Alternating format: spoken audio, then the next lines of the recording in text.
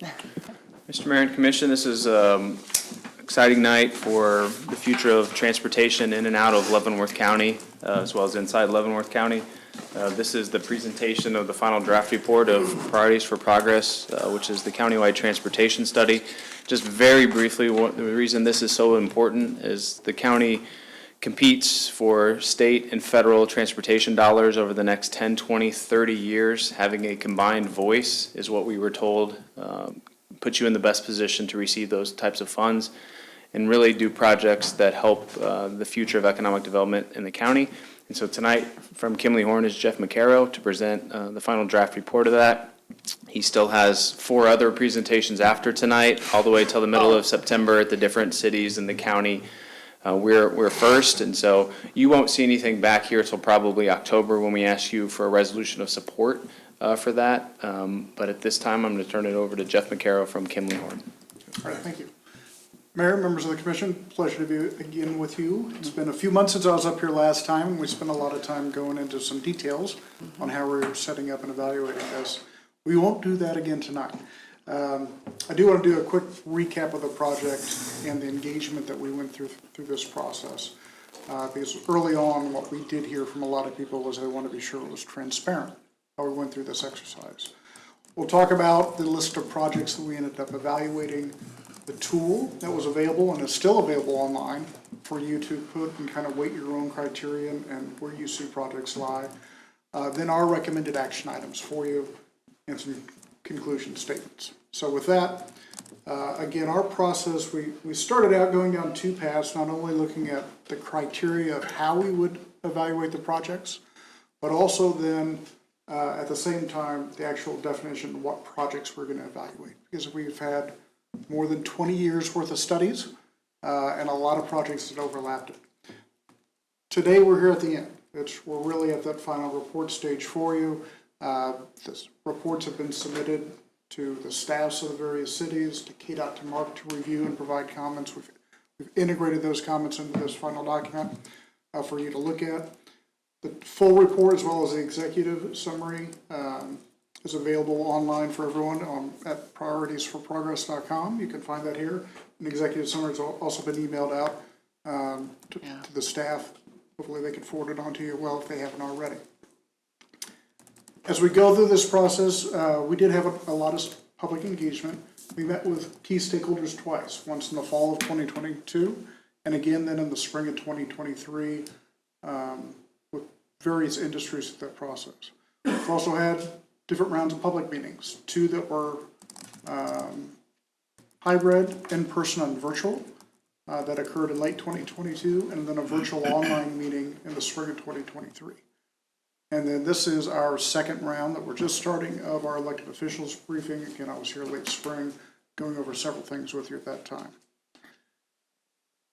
This is where we started at, the initial projects that were in the county. And this was shared last fall with everybody. Lots of previous studies. We had a lot of overlapping corridors. We had corridors, new alignments. And we gathered really a lot of feedback from everyone through this process. And that led us to this consolidated project map of 43 projects that we were evaluating with a total cost, if you're to build them all today, of $1.5 billion. So you can see that there's quite a range of projects out there, ranging from well under $500,000 as some of the project sizes to well over several $100 million for some of them. So a wide range that we looked at. When we looked at the projects, we looked at several different evaluation criteria, and we talked about those last time with you, from traffic to safety, to access to amenities and jobs, equity, sustainability and resiliency, several factors to evaluate these with. And then we started to look, and this is really what came through the tool and that online process that everybody could look at. What are your priorities and how do they weight them? So what did we hear from the public on what was important? What did we hear from, you could go in individually and weight them to see how that changed things. But also when we take a look at those other funding sources, Mid-America Regional Council, Kansas DOT, US DOT, what they prioritize, how do your projects stack up with that? Reason being, if you have a project you love, but it doesn't meet any of the criteria the USDOT is looking for, there's no reason to advance that project for that funding source. So the interactive tool that was online, I know it's a little small here and it remains online, really let people put in the weighting of those different criteria that they could evaluate what was important to them, be it safety, be it economic development. They could break out the projects if you wanted to into different types, interchanges, new roadways, even multimodal, pedestrian, bicycle, transit type options and weight those.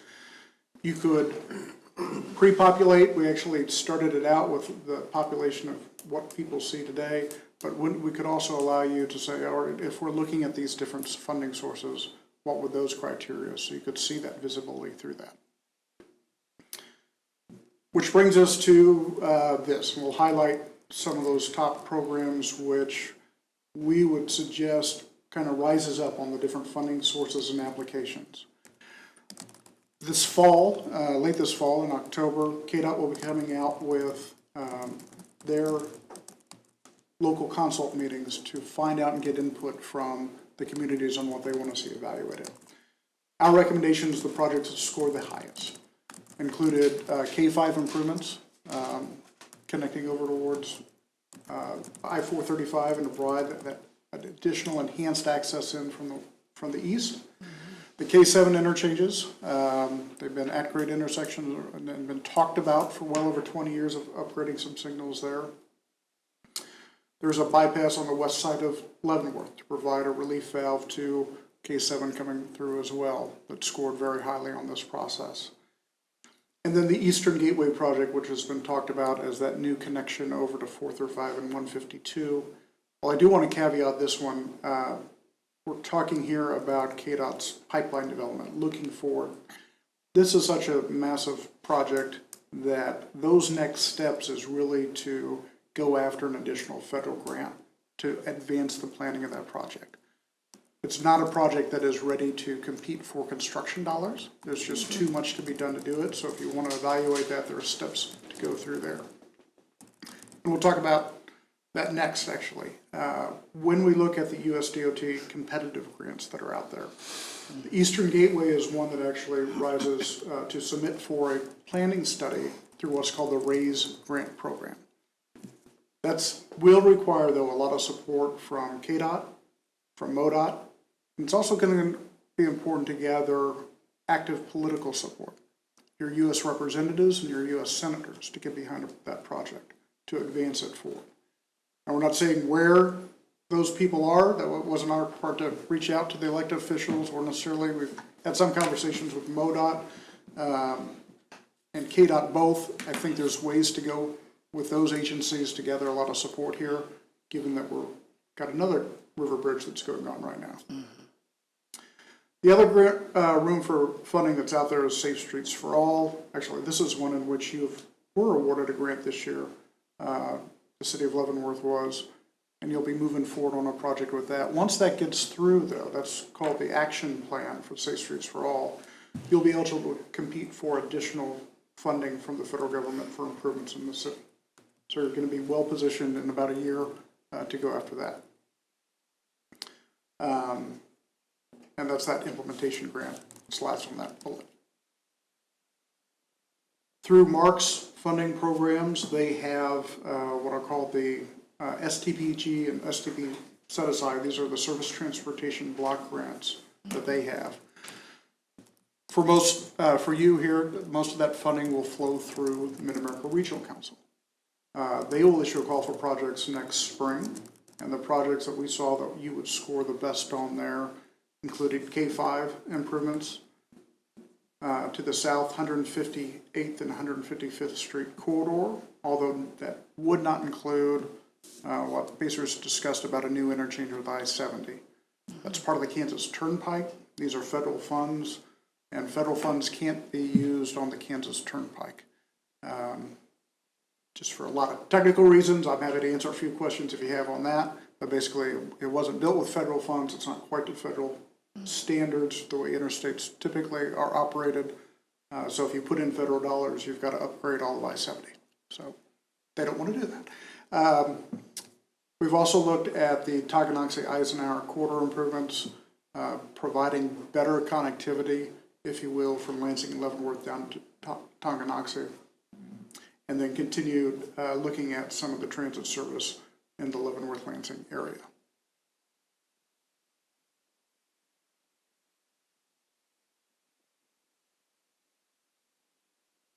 This might be a repeat here, actually. Some additional programs is 158th Street. This is for Mark's PSP program. This is actually a planning program that they have. There'll be a call for projects next spring on that. One of the corridors we have is 158th Street that actually connects up to 20th Street McIntyre Road. This was a project that was identified to provide a parallel route to K7. There's an opportunity, it's still at a very high level in the planning stage, so I think a good option to look forward there is to start to move this forward into the PSP program, which is their Planning Sustainable Places, to really show the connectivity between Basehor, Lansing, and Leavenworth, and providing those routes and coming up with a clear vision for that route. And the last one would be to the south, the Kansas River crossing.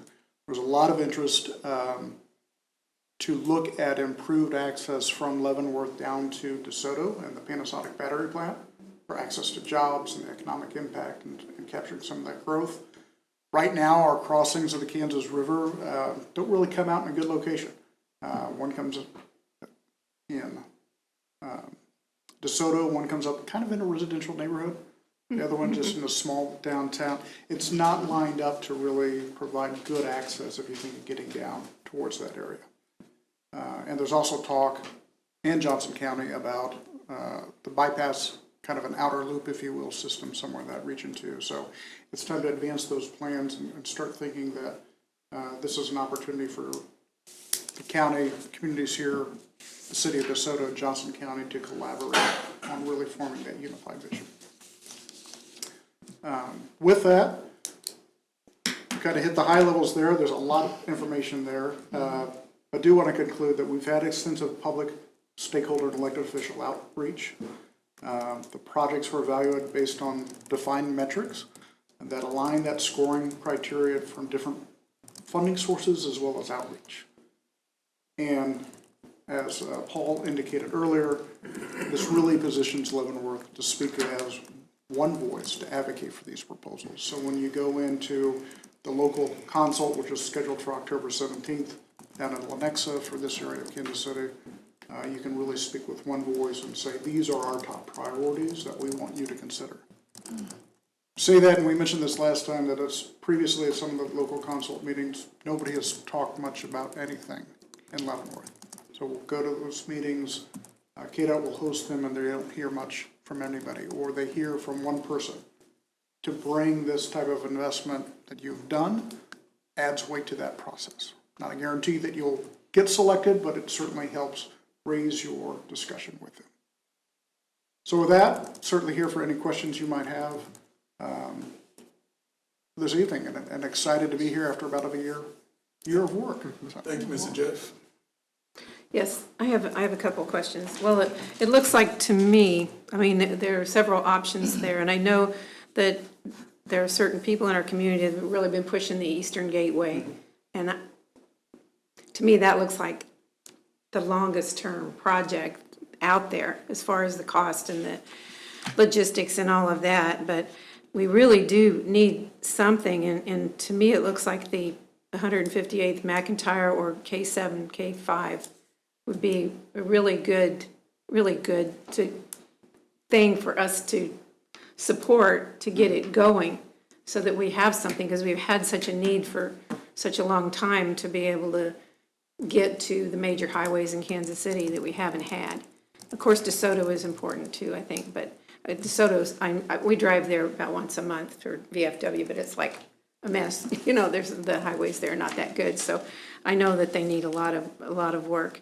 But that's just a couple of my thoughts, just making it the low-hanging fruit is what I'm thinking, you know, to get us started on this process. And then if we need the Eastern Gateway, we can work toward that later.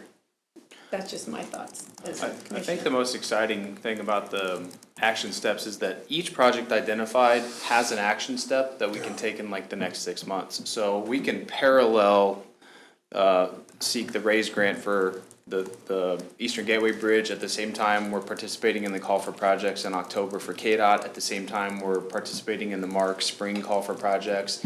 And so it's the group of stakeholders, which I'm on, that will continue to meet, and will spearhead those efforts to hopefully we have applications for all the projects wherever they may be in the process. Are the details of all of these projects, are there more details online on? Yes, there that we are. can So look at? we- Because I'd like to compare the, Yeah, we have everything Compare for the those. detailed descriptions of the projects. You can see them mapped out. You could also, the expenses and the everything. expenses, the cost estimates are there for you, and some of those user benefits and the benefits that we talked about last time, Good. so. Any other questions or comments? No? Not right now. Thank you. Yeah,